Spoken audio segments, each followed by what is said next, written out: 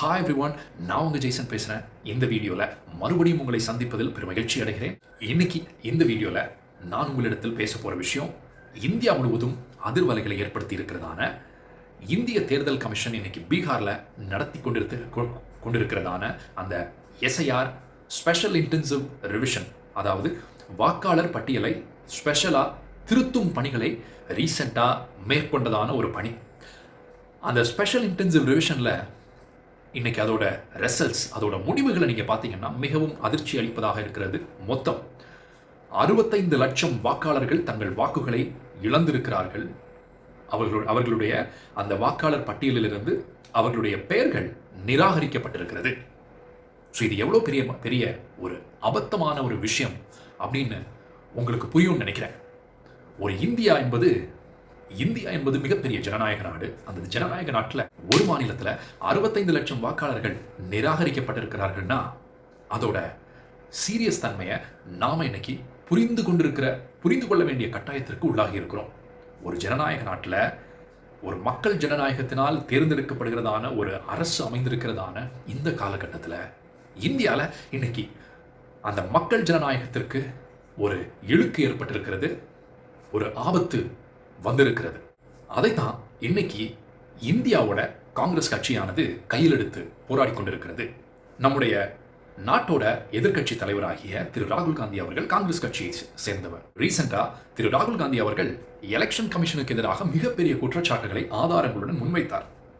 So 65 லட்சம் வாக்காளர்கள் பீகார் தேர்தல் வாக்காளர்கள் பட்டியலிலிருந்து நீக்கப்பட்டிருக்கிற அதே நேரம் கடந்த கர்நாடக தேர்தலாக இருந்தாலும் சரி, மகாராஷ்டிராவில் நடந்த சட்டசபை தேர்தலாக இருந்தாலும் சரி, அங்கே எவ்வாறு ஓட்டிங் ஃப்ராட்ஸ் நடந்திருக்கிறது அப்படிங்கிற அந்த ஆதாரபூர்வமான தகவல்களை திரு ராகுல் காந்தி அவர்கள் பப்ளிக்ல மக்கள் முன்னாக வைத்திருந்தது அதிர்ச்சியை ஏற்படுத்தி இருக்கிறது.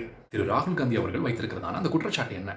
ஸோ மகாராஷ்டிரா போன்ற மாநிலங்களில் ரீசெண்டாக நடந்ததான இந்த சட்டசபை தேர்தல்களில் மாலை அந்த வாக்குப்பதிவு நடக்கிறதான அந்த நாளில் மாலை 5 மணிக்கு பிறகு ஒரு சில சட்டசபை தொகுதிகளில், ஒரு சில ஏரியாஸில், ஒரு சில பூத்ஸில் மாலை 5 மணிக்கு பிறகு கூட்டமாக நிறைய பேர் வந்து தங்களுடைய வாக்குகளை செலுத்தி இருக்கிறார்கள். ஸோ இது ஒரு குழப்பத்தை, ஒரு கன்ஃபியூஷனை, ஒரு டவுட்டை மக்களுடைய மனதில் மட்டும் இல்லை, அந்த எலெக்ஷனை சந்திக்கிற, அந்த எலெக்ஷனை நடத்தி கொண்டிருக்கிறதான நிறைய பேர் மனதில் ஏற்படுத்தி இருக்கிறது. ஸோ இதை இந்த டேட்டா மூலமாக இன்னைக்கு கண்டுபிடிச்சிருக்காங்க.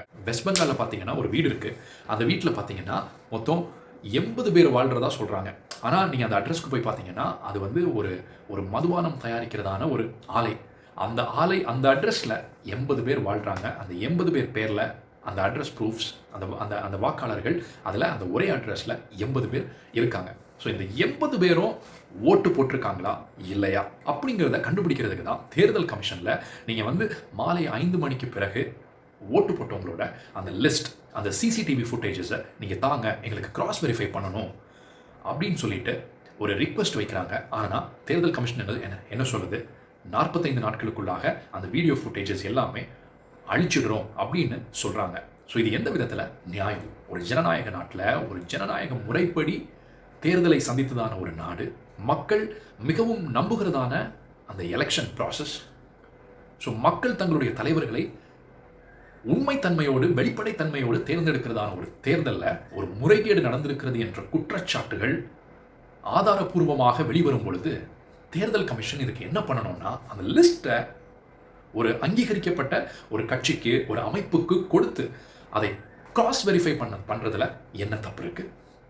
அது மட்டும் இல்லை, அந்த சிசிடிவி வீடியோ ஃபுட்டேஜை வச்சு அனலைஸ் பண்ணுறதுல, அந்த தன்மையை பற்றி அனலைஸ் பண்ணுறதுல என்ன தப்பு இருக்குது? ஸோ அந்த வீடியோ ஃபுட்டேஜை வச்சு செக் பண்ணுங்கள், அந்த ஓட்டர் லிஸ்ட்டை வச்சு செக் பண்ணுங்கள். இப்போ எதிர்க்கட்சி தலைவர் பொய் சொல்கிறாருன்னா, ஆதாரபூர்வமற்ற பொய்யான தகவல்களை அவர் மக்கள் மத்தியில் கொடுக்குறாருன்னா தண்டனை கொடுங்க. ஏன் மறுக்கிறீங்க?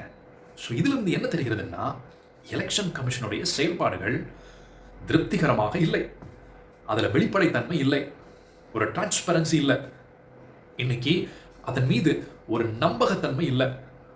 மக்கள் எலெக்ஷன் கமிஷனை இன்னைக்கு ஒரு நம்பிக்கையற்ற ஒரு அமைப்பாக பார்க்க ஆரம்பித்து விட்டார்கள். பிஜேபிக்கு அடிபணிகிறதான ஒரு அமைப்பாக எலெக்ஷன் கமிஷன் ஆஃப் இந்தியாவை இன்னைக்கு மக்கள் பார்க்க ஆரம்பித்து விட்டார்கள். ஏன்னா அவர்களுடைய செயல்பாடுகள் அதை நிரூபித்துக் கொண்டிருக்கிறது. எலெக்ஷன் கமிஷனுங்கிறது ஒரு சுதந்திரமாக தனித்து இயங்குகிறதான ஒரு அமைப்பாகத்தான் இருக்க வேண்டும். அப்போ தான் இந்தியாவில் இந்த ஒரு பெரிய ஜனநாயக நாட்டில் ஒரு ஜனநாயக தன்மையோடு, வெளிப்படைத்தன்மையோடு, ஒரு உண்மைத்தன்மையோடு, நம்பகத்தன்மையோடு ஒரு தேர்தலை நடத்தி முடிக்க முடியும். இதில் அவங்க ஒரு ஆளுங்கட்சிக்கு ஆதரவாக அவர்கள் செயல்படுவார்களானால் அந்த தேர்தலை நாம் எப்படி ஜனநாயக தேர்தல் என்று சொல்ல முடியும்? மக்கள் நம்புகிறதான ஒரு தேர்தல், மக்கள் தங்கள் தலைவர்களை எப்படி ஜனநாயக நம்பிக்கையோடு அவர்கள் தேர்ந்தெடுக்க முடியும்? இப்போ இந்த எலெக்ஷன் கமிஷனே இந்த மேனிப்புலேஷன்ஸுக்கு எல்லாமே துணை போச்சுன்னா எப்படி மக்களுக்கு நாங்கள் இன்னைக்கு ஒரு அரசாங்கம் அமைஞ்சிருக்குன்னா மக்களுக்கு அந்த நம்பிக்கை இருக்கணும். நாங்கள் ஓட்டு போட்டு தேர்ந்தெடுக்கிற ஒரு அரசாங்கம் தான் மத்தியில் ஆட்சி செய்து அப்படிங்கிற ஒரு நம்பிக்கை மக்களுக்கு எப்படி இருக்கும்? ஸோ இப்படியே போச்சுன்னா மக்களுடைய நம்பகத்தன்மை மாறிப்போகும். நிச்சயமாக மக்கள் விரும்பாத ஆட்சி தொடர்ந்து வருமானால் நிச்சயம் மக்கள் புரட்சியை நோக்கி செல்வதற்கான வழிகள் திறக்கும் என்றே நான் கருதுகிறேன். ஏன்னா தொடர்ந்து மக்களுடைய விருப்பங்களுக்கு எதிராக ஒரு அரசு அமையும் போது மக்கள் வெறுப்படைவதற்கு வழிகள் இருக்கிறது. அது ஒரு புரட்சியாக வெடிக்கும், ஒரு கலவரமாக வெடிக்கும். அப்படிப்பட்டதான வழிகள் திறந்திருக்கிறது என்றே நான் கருதுகிறேன். ஸோ இதையெல்லாம் கருத்தில் கொண்டு இன்னைக்கு தேர்தல் ஆணையம் என்பது இந்த குற்றச்சாட்டுகளை அனலைஸ் பண்ணி வெளிப்படைத்தன்மையோடு இதை அணுகுவதற்கு முன்வர வேண்டும் என்று நான் கேட்டுக்கொள்கிறேன். மக்களும் அதை விரும்புகிறார்கள். மக்கள் மத்தியில் ஒரு நம்பகத்தன்மையை எலெக்ஷன் கமிஷன் ஆஃப் இந்தியா இன்னைக்கு ஏற்படுத்துகிற ஒரு கட்டாயத்தில் இருக்கிறது என்பதை அவர்கள் புரிந்து கொள்ள வேண்டும்.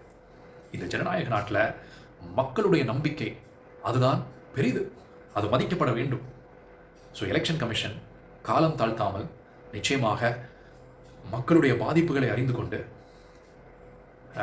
செயல்பட வேண்டும் என்று நான் கோரிக்கை விடுக்கிறேன். அது மட்டும் இல்லை, இன்னைக்கு பீகாரில் 65 லட்சம் வாக்காளர்கள் தங்கள் வாக்குரிமையை இழந்து நிற்கிறார்கள்.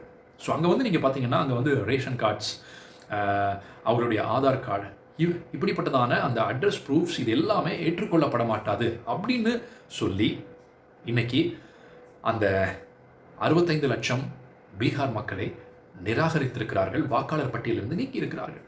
இதையும் மறு ஆய்வுக்கு உட்படுத்தப்பட வேண்டும். இன்னைக்கு நம்முடைய சுப்ரீம் கோர்ட், உச்ச நீதிமன்றமும் இன்னைக்கு எலெக்ஷன் கமிஷனுக்கு இன்னும் 3 நாளைக்குள்ளாக 65 லட்சம் வாக்காளர்களின் பெயர்களும் வெப்சைட்டில், அதாவது பொதுவெளியில் வெளியிடப்பட வேண்டும் அப்படின்னு உத்தரவு போட்டிருக்கிறது. ஸோ அந்த லிஸ்ட் வரும்போது தான் தெரியும் யாரெல்லாம் நீக்கப்பட்டிருக்கிறார்கள், அவர்கள் உண்மையான வாக்காளர்களா இல்லை போலி வாக்காளர்களா. ஸோ இந்த உண்மைகள் எல்லாம் அன்னைக்கு வெளிவரும் என்று நம்பப்படுகிறது. இதில் இருக்கிறதான சூட்சுமம் பின்னணி நிச்சயமாக வெளிவரும் அப்படின்னு சொல்லிட்டு நம்பப்படுகிறது. அதே மாதிரி இந்தியாவின் எதிர்க்கட்சி தலைவரும் இப்போ ரீசெண்டாக கொடுத்ததான ஒரு ப்ரெஸ் கான்ஃபரன்ஸில் இது ஒரு கான்ஸ்டிடியூஷனை அவமதிக்கிறதான ஓட்டிங் ஃப்ராட்ங்கிற இந்த அப்ரோச், இந்த எலெக்ஷன் கமிஷன் கூட்டோட நடக்கிறதான இந்த செயல் என்பது நம்முடைய இந்திய அரசியல் அமைப்பையே இகழ்வுக்குள்ளாக்குகிறது. இப்படிப்பட்டதான இந்த ஓட்டிங் ஃப்ராட், இந்த செயல்களில் ஈடுபடுபவர்கள் இன்றைக்கு வேணும்னா தப்பித்து கொண்டிருக்கலாம். ஆனால் நிச்சயமாக ஒரு நாள் ஆட்சி மாற்றங்கள் ஏற்படும் பொழுது அவர்கள் சட்டத்தின் பிடியிலிருந்து நிச்சயமாக தப்ப முடியாது அப்படிங்கிறதான ஒரு ஆணித்தரமான வாக்குறுதியையும் மக்கள் முன்னால் கொடுத்திருக்கிறாரு.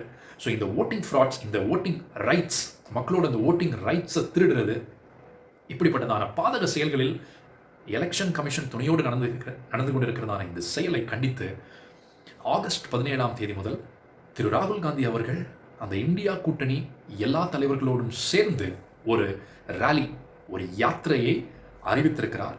பீகார் மாநிலம் முழுவதும் இந்த யாத்திரை செல்லும். இந்த யாத்திரை நடக்க இருக்கிறது. இதில் மக்களுடைய ஓட்டுரிமையை பிரதானமாக முன்வைத்து இந்த யாத்திரை நடைபெற இருக்கிறது. இது பீகாரில் செப்டம்பர் 1ஆம் தேதி அன்னைக்கு ஒரு பெரிய எழுச்சி யாத்திரையோடு காந்தி மைதானத்தில் வைத்து பீகாரில் இந்த யாத்திரையானது நிறைவு பெறும் என்று அறிவிக்கப்பட்டிருக்கிறது. இந்த ராகுல் காந்தி தலைமையில் நடக்கிறதான இந்த பேரணியானது ஒரு மிகப்பெரிய எழுச்சியை பீகார் மாநிலத்தில் மட்டும் இல்லை, இந்தியா முழுவதும் இந்த எழுச்சியானது பற்றி பிடிக்கும் என்று நம்பப்படுகிறது. பொறுத்திருந்து பார்க்கலாம் என்ன நடக்குதுன்னு. நான் உங்கள் ஜேசன் சாமுவேல். நன்றி, வணக்கம்.